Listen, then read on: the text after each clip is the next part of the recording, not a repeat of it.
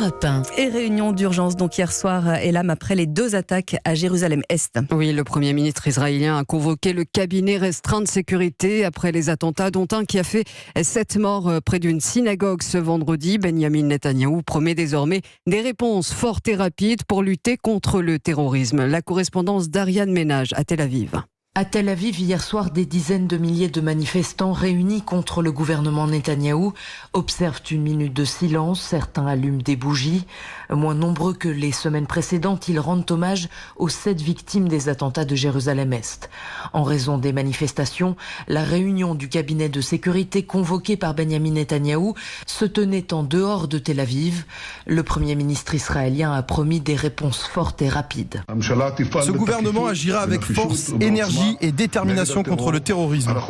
Nous ne cherchons pas l'escalade, mais nous sommes prêts à tous les scénarios. J'appelle encore une fois les citoyens d'Israël à ne pas se faire justice eux-mêmes. Et parmi les mesures proposées, faciliter l'obtention de permis de port d'armes pour les civils. Le gouvernement promet aussi une procédure expéditive pour mettre sous scellé ou démolir les maisons d'auteurs d'attaques terroristes. À Jérusalem-Est samedi soir, quelques affrontements sporadiques ont éclaté lors d'opérations de la police israélienne. Plus d'une quarantaine de Palestiniens ont été arrêtés au cours du week-end.